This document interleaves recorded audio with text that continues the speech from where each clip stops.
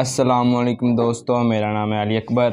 السلام علیکم دوستو، میرا نام ہے علی رضا۔ السلام علیکم دوستو، میرا نام ہے علی احمد اور آپ دیکھ رہے ہیں اسلامک ورلڈ ری ایکشن۔ دوستو آج کا ہمارا ٹاپک ہے کہ جو آبدوز جو ٹائٹینک کا ملبہ دیکھنے نکلی تھی، جس کو جو بنانے والا تھا آبدوز، اس نے کہا تھا کہ اس کو کوئی بھی دنیا کی طاقت نہیں ڈبو سکتی، تو اس کو کیا ہوا؟ آئے چلتے ہیں آج کی ویڈیو میں دیکھتے ہیں کیا ہوا۔ ویڈیو دیکھتے ہیں۔ 4 بلینئر سمیت 5 افراد ایک چھوٹے سب میرین میں داخل ہوئے جس کی فیس ہر شخص کی $250,000 تھی، جو تقریباً 7 کروڑ پاکستانی روپے بنتا ہے۔ اس سب میرین میں ٹوٹل 5 افراد سوار تھے جو مشہور بحری جہاز ٹائٹینک کے ملبے کو دیکھنے نکلے تھے، جو تقریباً 4000 میٹر کی گہرائی میں موجود ہے۔ کچھ گھنٹوں بعد اس سب میرین کا رابطہ ختم ہو گیا اور پوری دنیا کی نظریں اس بڑی خبر پر لگ گئی۔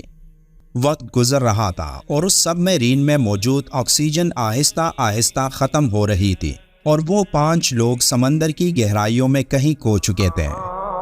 اس واقعے کے بعد کئی سوالات نے جنم لیا کہ آخر یہ 5 افراد ہی کیوں، اور سمندر میں غرق ہونے سے پہلے انہوں نے آخری بار کیا کہا تھا۔ اس سب میرین کو ڈیزائن کرنے والے شخص نے ایک انٹرویو میں کہا تھا کہ یہ سب میرین ہر لحاظ سے محفوظ ہے اور اس سب میرین کو کوئی بھی طاقت ڈبو نہیں سکتی۔ کیا آپ کو نہیں لگتا کہ یہ فکرہ کہیں سنا ہے؟ جی ہاں، مشہور ٹائٹینک جہاز کے خالق نے بھی ٹائٹینک کے تباہ ہونے سے پہلے کچھ ایسا ہی کہا تھا کہ خدا بھی ٹائٹینک کو ڈبو نہیں سکتا، نعوذ باللہ۔ لیکن پھر پوری دنیا نے دیکھا کہ کیسے غرور و تکبر میں مست ٹائٹینک ایک لمحے میں سمندر کی تاریکیوں میں غرق ہو گیا، جس کا ملبہ آج تک سمندر کی گہرائیوں میں پڑا ہے، جو فرعون کی لاش کی طرح دنیا کے لیے ایک عبرت بن چکا ہے، جیسے یہ ملبہ دنیا کو بتا رہا ہو کہ یہ تکبر کا انجام ہوتا ہے۔ اس سب میرین کو بنانے والی کمپنی ہر عمر کے افراد کو باری دولت کے عوض سمندر کی گہرائیوں کی سیر کو لے کر جاتی ہے، لیکن سوال یہ ہے کہ کس چیز کی سیر؟ کیا زمین پر کوئی ایسی جگہ نہیں بچی جہاں جایا جا سکے کہ ایک کمپنی کے دعووں پر یقین کر کے اپنی زندگی کا اتنا بڑا رسک لے کر سمندر کی تاریکیوں میں جایا جائے، صرف ایک تباہ شدہ جہاز کے ملبے کو دیکھنے، کروڑوں روپے برباد کر کے محض تفریح کی خاطر اپنی جانوں سے کھیلا گیا، جو جہاز خود اللہ کے غضب کا شکار ہوا تھا۔ یہ لوگ اس سے عبرت حاصل کرنے کی بجائے اسی کو دیکھنے پہنچے اور خود بھی اپنی جان سے ہاتھ دھو بیٹھے۔ حضرت محمد صلی اللہ علیہ وآلہ وسلم نے صحابہ کرام سے فرمایا تھا کہ جس جگہ پر اللہ کا عذاب آیا ہو وہاں مت ٹھہرا کرو اور وہاں سے جلدی نکلا کرو۔ اب غور کریں، ایسا ہی کچھ اس سب میرین کے ساتھ بھی ہوا، جو اس عذاب یافتہ جہاز کے ملبے کو دیکھنے پہنچے، جو اپنے تکبر کی وجہ سے سینکڑوں سالوں سے سمندر کی تاریکیوں میں نشان عبرت بنا ہوا ہے۔ سینکڑوں سالوں پہلے ہجر نامی بستی میں قوم عاد و سمود رہتی تھی، جو انتہائی طاقتور اور ذہین قوم تھی، جن کو اللہ نے ایسی نعمتیں عطا کی تھی جو آج کے دور میں بھی کوئی سوچ نہیں سکتا، لیکن وہ لوگ اللہ کے نافرمان بن گئے۔ اللہ نے ان کے درمیان حضرت صالح علیہ السلام کو بھیجا۔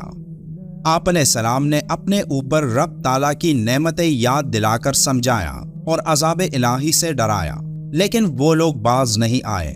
پھر وہ پوری بستی زلزلوں کے جھٹکوں سے تباہ و برباد ہو کر پتھروں کا ڈھیر بن گئی اور پوری قوم ہلاک ہو گئی، اور آج ان کی نسل کا کوئی انسان روئے زمین پر باقی نہیں رہ گیا۔ اللہ قرآن میں فرماتا ہے، تو انہیں زلزلے نے آ لیا تو صبح کو اپنے گھروں میں اوندے پڑے رہ گئے۔ آج اس قوم کی بلند و بالا عمارتیں موجود ہیں جن عمارتوں پر وہ فخر کرتے تھے۔ غزوہ تبوک کے سفر میں رسول اللہ صلی اللہ علیہ وآلہ وسلم کا گزر اس عذاب یافتہ بستی ہجر پر ہوا، تو آپ علیہ السلام نے صحابہ کرام سے فرمایا کہ جن لوگوں نے اپنی جانوں پر ظلم کیا، ان کے ٹھکانوں یعنی رہائش گاہوں میں داخل ہوتے وقت پچھلے لوگوں کے برے انجام سے عبرت لیتے ہوئے اور اللہ کے عذاب کے خوف سے روتے ہوئے داخل ہو۔ اگر رونا نہ آئے تو ایسی جگہوں میں داخل ہی نہ ہوا کرو۔ ایسا نہ ہو کہ جو عذاب ان لوگوں پر نازل ہوا ویسا ہی عذاب تم پر بھی نازل نہ ہو جائے۔ اور آپ صلی اللہ علیہ وآلہ وسلم نے صحابہ کرام کو اس علاقے سے تیزی سے گزرنے کا حکم فرمایا، خود چادر سے سر اور چہرہ ڈھک لیا اور تیزی سے سواری گزار دی۔ اس کے علاوہ آپ صلی اللہ علیہ وآلہ وسلم نے صحابہ کرام کو اس علاقے کے کنویں سے پانی بھرنے سے منع فرمایا، تو بعض صحابہ نے عرض کیا کہ ہم نے تو ان کنووں سے پانی بھی بھر لیا ہے اور اس پانی سے آٹا بھی گوندھ لیا ہے۔ تو رسول اللہ صلی اللہ علیہ وآلہ وسلم نے اس پانی اور آٹے کو گرانے کا حکم دیا، اور بعض روایات میں آتا ہے کہ آٹا اونٹوں کے سامنے بطور چارہ ڈالنے کا حکم دیا، اور آپ صلی اللہ علیہ وآلہ وسلم نے صحابہ کرام سے فرمایا کہ جس کنویں سے معجزے کے طور پر ظاہر ہونے والی اونٹنی پانی پیتی تھی اس میں سے پانی بھر لو۔ اس حدیث پاک سے رسول اللہ صلی اللہ علیہ وآلہ وسلم نے اپنی امت کو یہ درس دیا ہے کہ جن بستیوں پر اللہ کا عذاب نازل ہوا ہے وہ بستیاں عبرت گاہیں ہیں، سیر گاہیں اور تفریح گاہیں نہیں۔ آج ٹائٹینک کے اس ملبے کے سیر کے لیے لوگ کروڑوں روپے خرچ کرتے ہیں، اس حقیقت سے بے خبر کہ دراصل ٹائٹینک کا یہ ملبہ تو ان ہزاروں لوگوں کا قبرستان ہے جو اس رات مر چکے تھے، تو کوئی قبرستان کی سیر پر کروڑوں روپے کیوں خرچ کرنا چاہے گا؟ آج اس سب میرین کے باقیات ٹائٹینک جہاز کے ملبے کے قریب مل چکے ہیں، جو ٹائٹینک کی طرح عبرت کا نشان بن چکا ہے۔ اس سب میرین کی تلاش میں جانے والے افراد نے کہا کہ ان کے سب میرین میں موجود آوازوں کو تلاش کرنے والی آلات نے کچھ عجیب آوازیں ریکارڈ کی ہیں، جیسے کوئی کسی دیوار یا کھڑکی پر ہر 30 منٹ بعد زور سے دستک دے رہا ہو۔ یہ آوازیں کیسی تھیں آپ بھی سنیں۔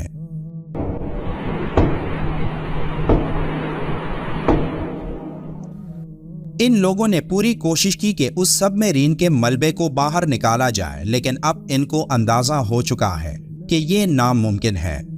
اس پورے واقعے سے یہی سبق ملتا ہے کہ چاہے آپ امیر ہو یا غریب، جوان ہو یا بوڑھے، مسلمان ہو یا غیر مسلم، موت صرف ایک قدم کی دوری پر ہے۔ ہماری پوری زندگی ایک لفظ کن سے ختم ہو جاتی ہے۔ کچھ لوگ یہ کہتے ہیں کہ اس واقعے کو اتنی بڑی کوریج کیوں دی گئی، یہاں تک کہ مشہور کارٹون سیریز سمپسنز کی ایک قسط کے چرچے بھی آج سوشل میڈیا پر ہیں، جس میں اس سیریز کا مرکزی کردار ٹائٹینک جہاز کے ملبے کو دیکھنے ایک سب میرین میں جاتا ہے اور بعد میں اس کی سب میرین میں آکسیجن ختم ہو جاتی ہے۔ اب یہ سب ایک منصوبے کے تحت تھا یا کچھ اور، لیکن یہ تمام واقعہ ہمارے لیے ایک اہم واقعہ ہے، اور اللہ چاہتا ہے کہ اس واقعے کو پوری دنیا جانے، تاکہ وہ لوگ جو اللہ کی طاقت سے انکاری ہیں وہ جان سکے کہ اللہ کتنا عظیم اور طاقتور ہے۔ جس شخص نے یہ کہا تھا کہ یہ سب میرین کبھی ڈوب نہیں سکتی، وہ خود بھی ان تمام لوگوں کے ساتھ اسی سب میرین میں غرق ہو گیا، جو لوگ اس دنیا کے امیر ترین افراد تھے، جو ہمیں یہ سکھاتا ہے کہ موت اگر سمندر کی تہہ میں لکھی ہو تو آپ خود کروڑوں روپے خرچ کر کے موت کے پاس پہنچو گے، اور آپ کی دولت آپ کو موت سے نہیں بچا سکتی۔ اس لیے ایسے کام کریں کہ موت کے بعد بھی وہ کام آپ کے بخشش کا ذریعہ بن جائے۔ ایسا ہی ایک کام درود شریف کثرت سے پڑھنا۔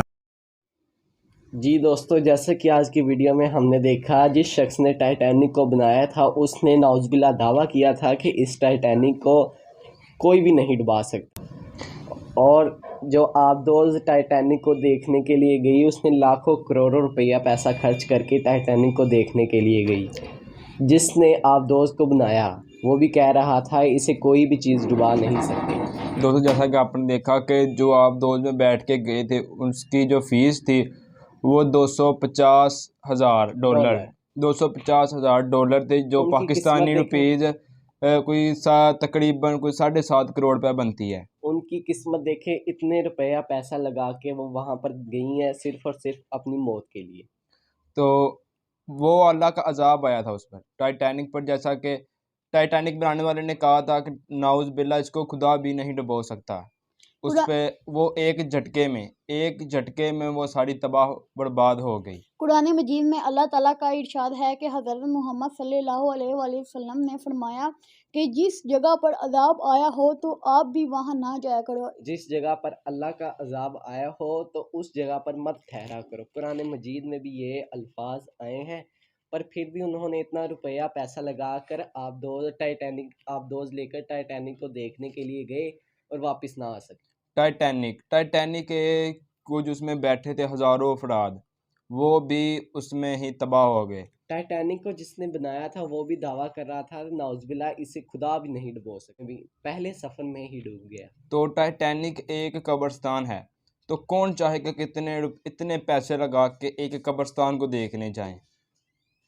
आज की वीडियो में इतना ही, मिलते हैं नेक्स्ट वीडियो में। उतनी देर के लिए चैनल को लाइक और सब्सक्राइब जरूर कीजिए। मिलते हैं नेक्स्ट वीडियो में। उतनी देर